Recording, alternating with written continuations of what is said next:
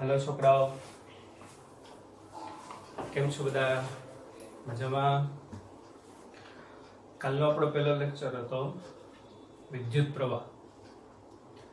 આજનો બીજો લેક્ચર જે છે એ આપણે અવરોધ ઉપર વાત કરવાની છે। અવરોધ એટલે કે રેઝિસ્ટન્સ, બરાબર? સમજાય છે?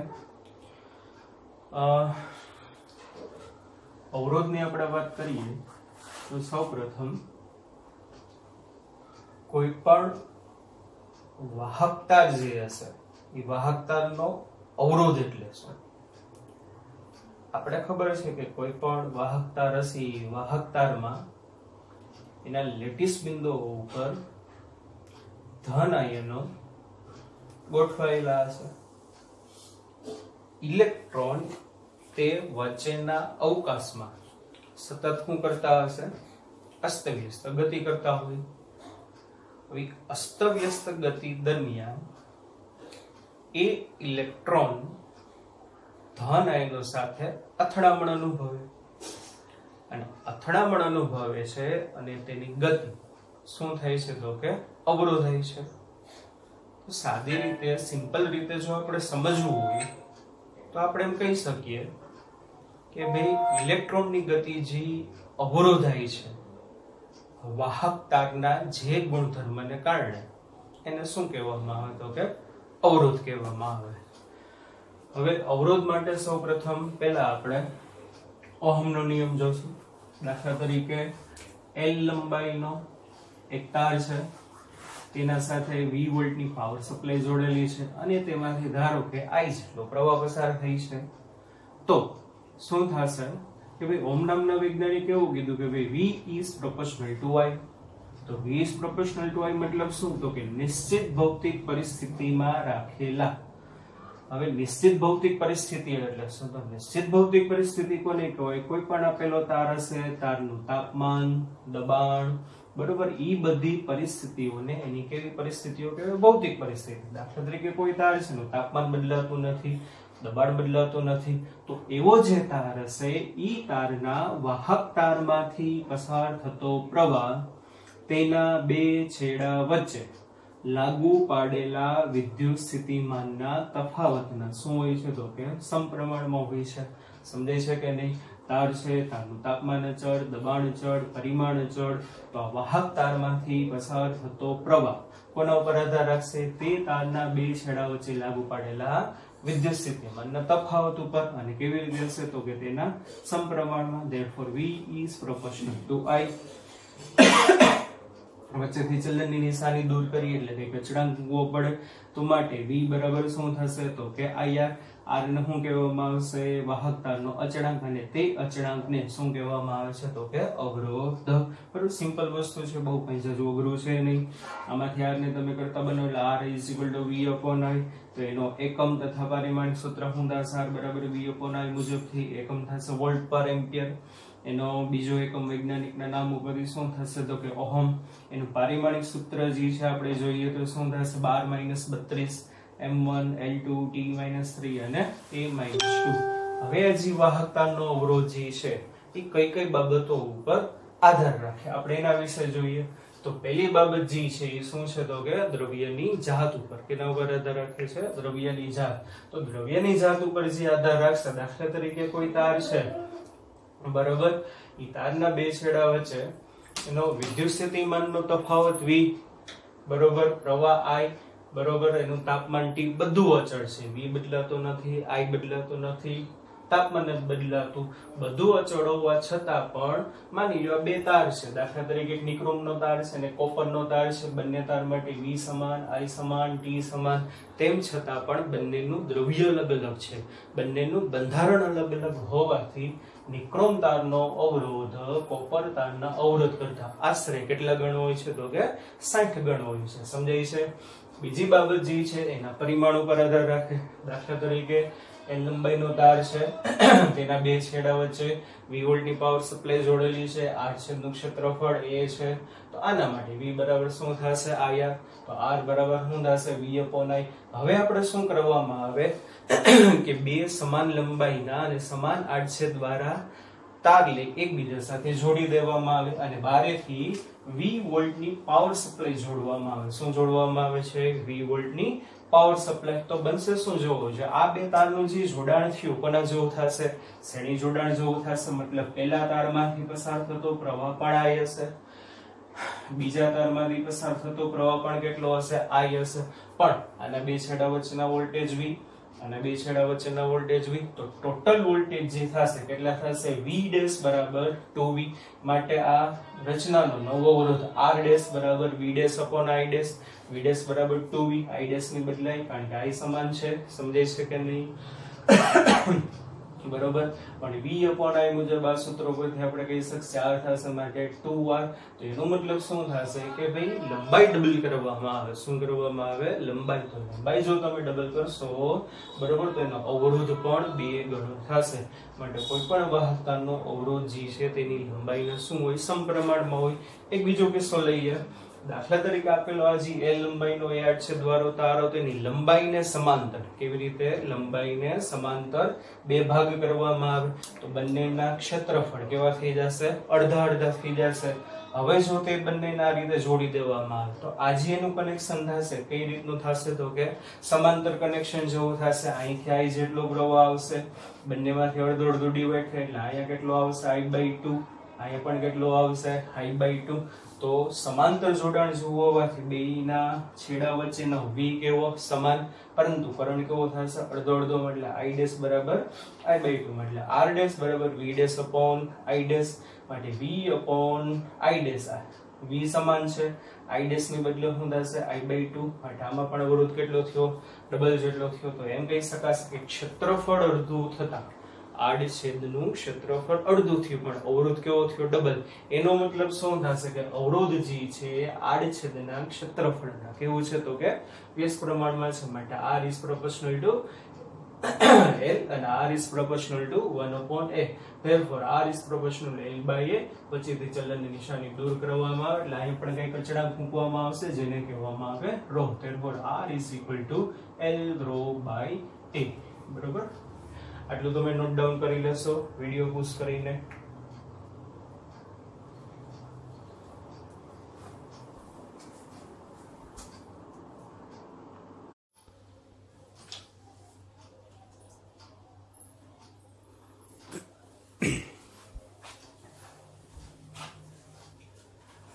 ત્રીજો આધાર રાખે તો કે તાપમાન.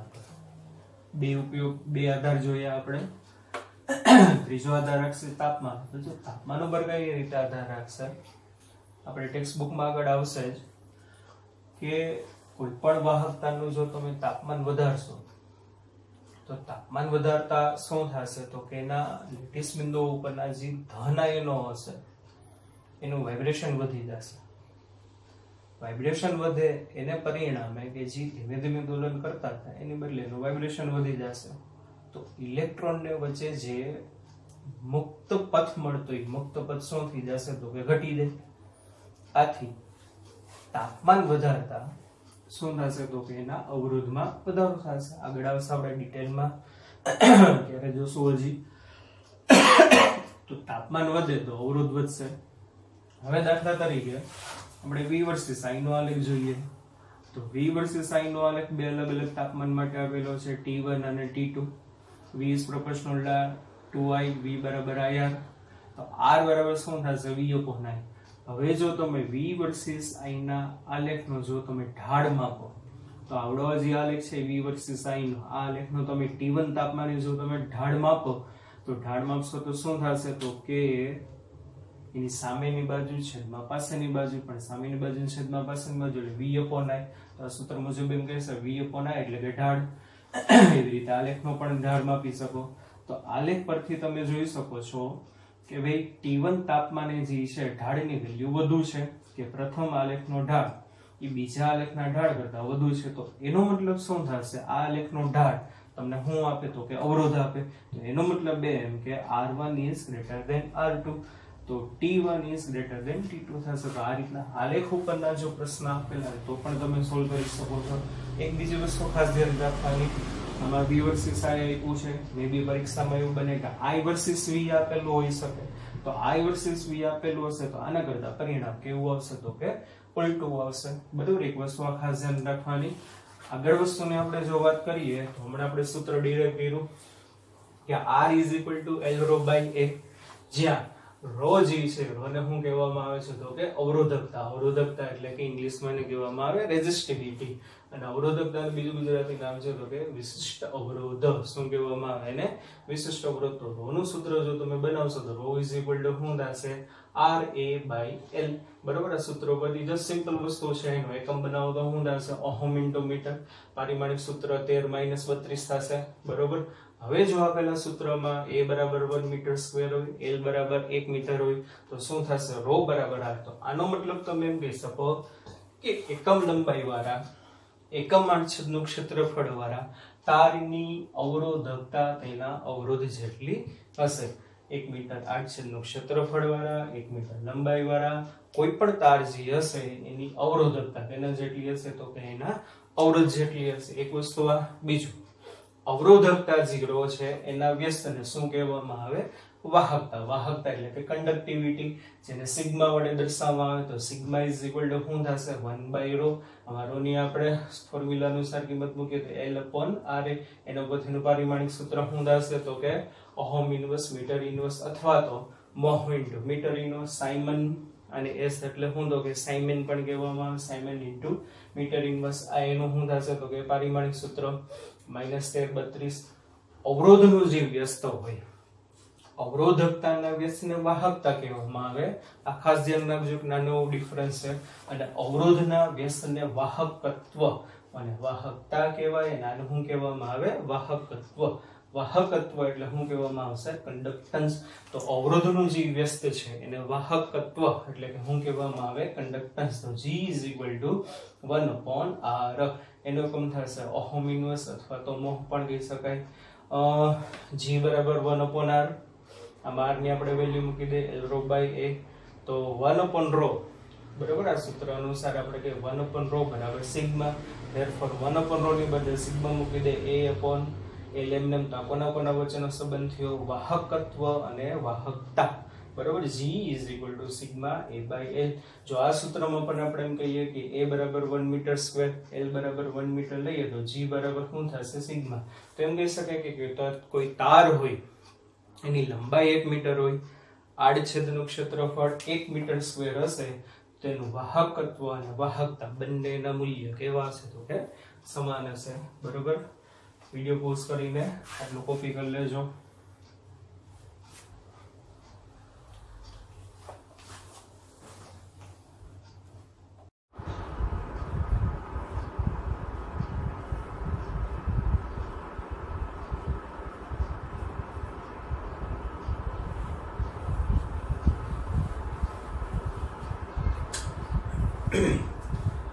આગળ જોઈએ ઓહમનો નિયમ જે છે સદિશ સ્વરૂપ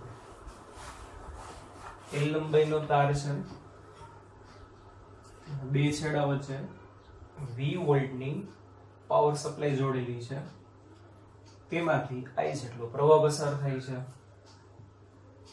તેના બે છેડા વચ્ચે દાખલા તરીકે વિદ્યુત ક્ષેત્ર કેટલું તો કે E જેટલું ક્રિએટ થયું છે આપણે બીજા ચેપ્ટરમાં સૂત્ર આવતું V = ED તો V = ED સૂત્ર અનુસાર આપણે લખી શકીએ V = EL આપણે આગળ જેમ જોયું તેમ V = IR = VL R ની બદલે આપણે શું લખી શકીએ L rho by L બે બાજુથી LL cancel therefore I rho by A = E I/A જેને કહેવામાં આવે છે પ્રવાહ ઘનતા જે વડે દર્શાવવામાં આવે અને પ્રવાહ ઘનતા જે છે તે કેવી રાશિ છે તો કે સદિશ રાશિ છે therefore J into ρ = E થશે જો તમે ρ ને તમે છેદમાં લઈ જશો તો J = E/ρ પણ 1/ρ = sigma therefore J = sigma E હવે આપણે જેમ ઉપર કીધું તેમ J સદિશ રાશિ છે અને E પણ સદિશ રાશિ છે એટલા માટે J સદિશ બરાબર સિગ્મા * E સદિશ આને કહેવામાં આવે ઓહમનો નિયમ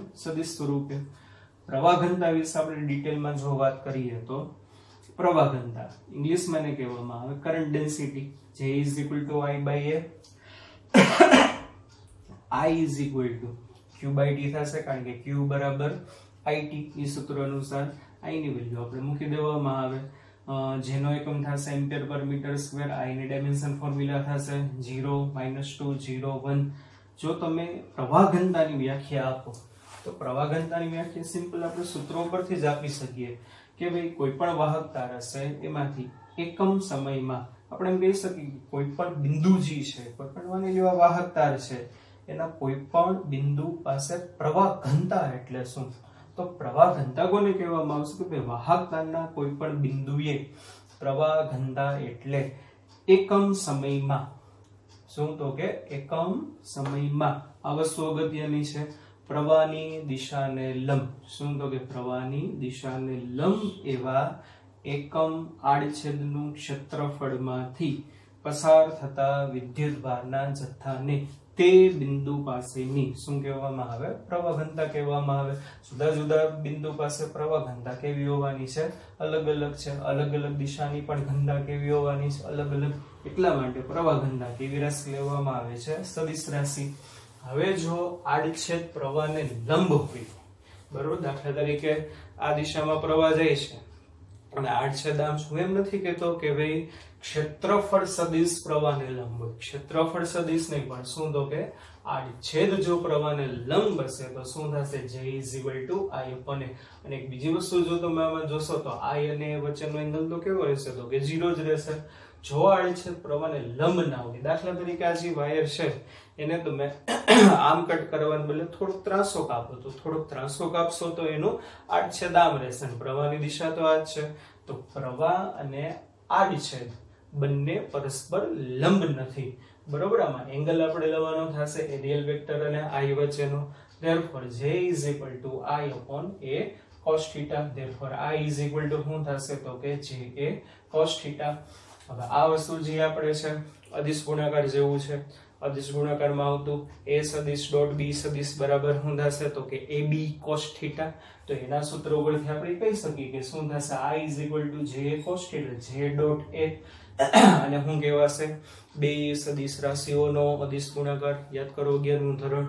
તો J ડોટ a આ બે સદિશ રાશિ છે એનો અદિશ ગુણાકાર થયો.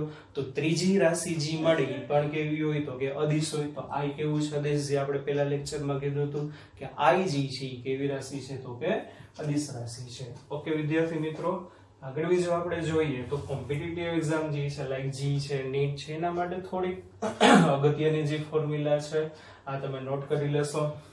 જો વાહક તારની લંબાઈ, કોઈ પણ તાર હશે, તારની લંબાઈમાં તમે n ગણો વધારો કરવામાં આવે. કેટલા ગણો? તો કે એની લંબાઈ તમે કેટલી કરો? n ગણો. તો એનો નવો અવરોધ જે થશે, એ નવો અવરોધ કેટલો થશે?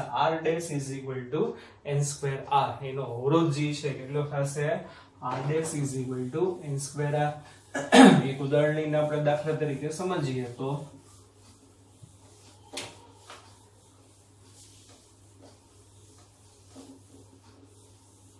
તમને એમ કે કોઈ પણ વાહક તારની લંબાઈ બમણી કરવામાં આવે તો તેનો નવો અવરોધ કેટલો હશે?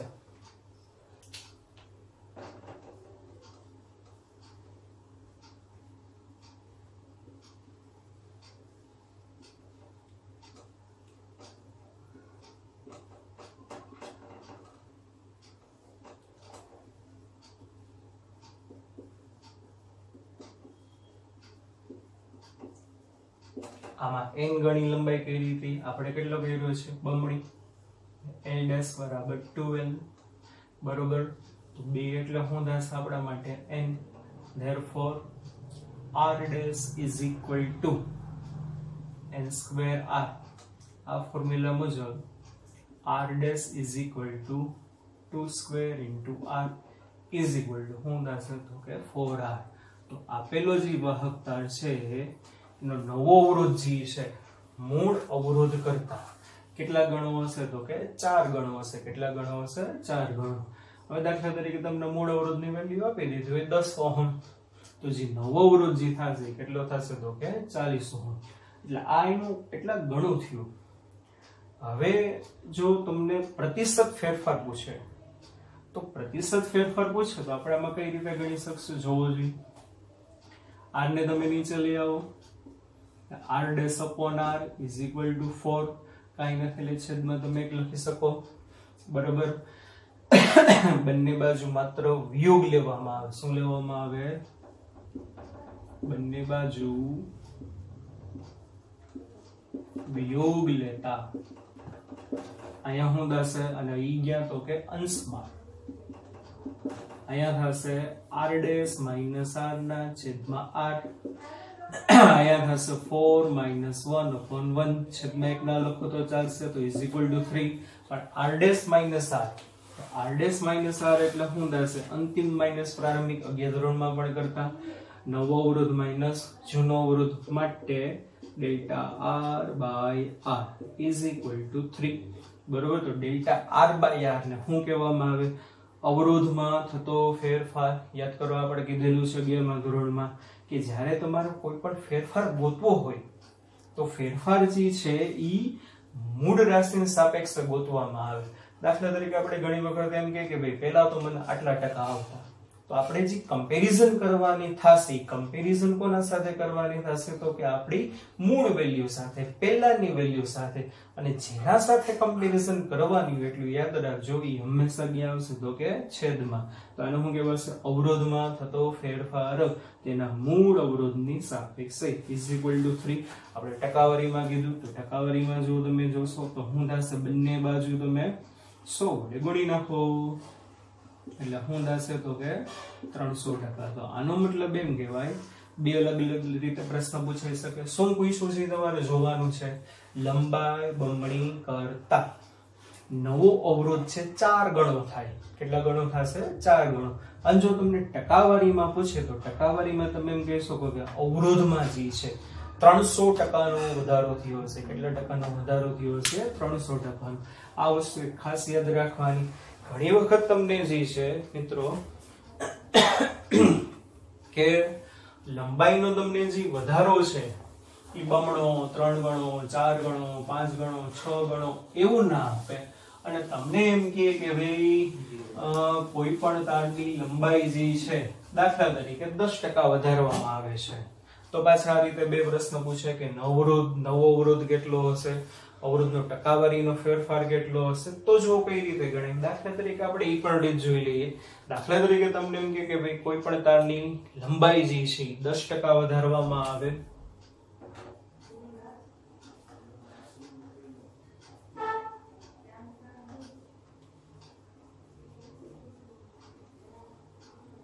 નવી લંબાઈ શું થશે l ડેશ બરાબર l જો તમે l ડેશ બરાબર l લખો તો એનો મતલબ શું કે નવી લંબાઈ કોના જેટલી છે જૂની લંબાઈ જેટલી પણ ના આપણે તો 10% નો વધારો કર્યો છે તો પ્લસ શું આવશે 10% પણ કોના 10% તમારા 10% કે મારા 10% ના મૂળ લંબાઈના 10% મારી લંબાઈના 10% વધારો કર્યો નહીં તમારી લંબાઈનો 10% નો વધારો કર્યો નહીં પણ મૂળ લંબાઈનો 10% નો વધારો કર્યો એટલે એને આમ લખી શકાય L dash is equal to L plus 10% of L માટે L dash બરાબર L plus percentage માંથી સાદા સ્વરૂપમાં જવું હોય તો હોડ ભાગવું પડે એટલે અહીંયા શું થશે 0.1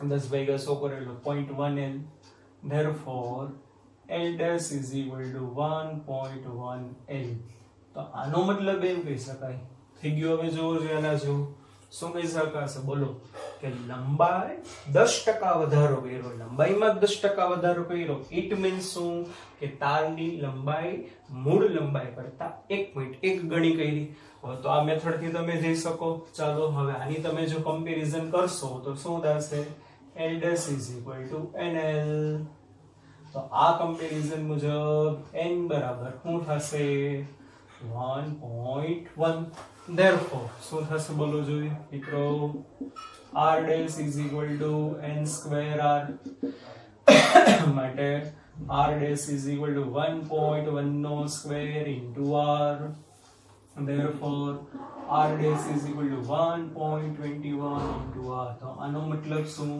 કે લંબાઈમાં 10% નો વધારો કરતા નવો અવરોધ જે છે એ કેટલો થશે તો કે 1.21 ગણો થશે હવે દાખલા તરીકે તમને મૂળ વેલ્યુ આપેલી હોય તો આમાં મૂળ વેલ્યુ મૂકીને તમે ગણતરી કરી શકો તો અવરોધ આટલા ગણો થાય ટકાવારીનો ફેરફાર પૂછ્યો હોય તો આ રીત તમને શીખવાડેલી છે, એ પણ આપણે સાથે સાથે જોઈ લઈએ. r dash upon r is equal to 1.21/1. બંને બાજુ વિયોગ લ્યો, અંશમાં r dash minus r upon r is equal to 1.21 minus 1. therefore આને કહેવાશે ડેલ્ટા r by r. સામે 1.21 માંથી 1 જાય એટલે 0.21, બંને બાજુ 100 વડે ગુણી નાખો. ડેલ્ટા r upon r અવરોધમાં થતો પ્રતિશત ફેરફાર કેટલો હશે? 21%. તો તમે એમ કહી શકો, શું કહી શકો કે ભાઈ લંબાઈ 10% જો વધશે તો અવરોધમાં પ્રતિશત ફેરફાર 21% નો હશે. અવરોધ 21% વધશે અને સાદા સ્વરૂપમાં તમે જોવો તો 1.21 ગણો હશે. રેડી વિદ્યાર્થી મિત્રો, આટલું સમજાણું. બીજું સૂત્ર છે, જો વાહક તારની ત્રિજ્યા n ગણી કરવામાં આવે, બરોબર, જે આ વાહક તાર છે એની ત્રિજ્યા તમે n ગણી કરી નાખો તો જે નવો અવરોધ છે, નવો અવરોધ કેટલો થશે? r dash is equal to r upon n raised to 4. બરોબર. અને આની પણ ગણતરી કરવી હોય તો આ રીતે તમે લંબાઈની રીતે કરી શકશો. ત્રીજું સૂત્ર, r છેદનું ક્ષેત્રફળ જો તમે n ગણું કરો એટલે આનો એરિયા જે છે એ n ગણું કરવામાં આવે તો નવો અવરોધ જે છે કેટલો થશે? r by n square.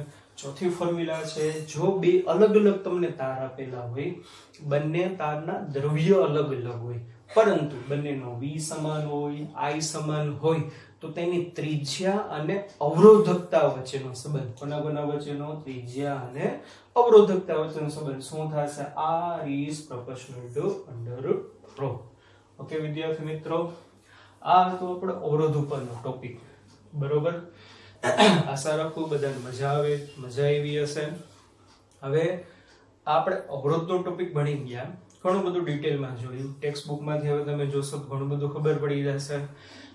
આ ટોપિક અથવા તો આના આગલા ટોપિકમાં કોઈ પણ તમારે મારાથી ભૂલ રહી ગઈ હોય તો તમે એમાં સજેશન કરી શકો છો, વોટ્સઅપ કરી શકો છો. બરોબર. 99 24 22 71 22 આપણો વોટ્સઅપ નંબર છે. કોઈ પણ ડાઉટ્સ પણ તમે તેમાં મોકલી શકો છો. જો તમને વિડીયો ગમ્યો હોય તો પ્લીઝ સબસ્ક્રાઇબ કરો કે જેથી અમે નવો વિડીયો મૂકીએ તો આપને ખબર પડી શકે. થેન્ક યુ વિદ્યાર્થી મિત્રો.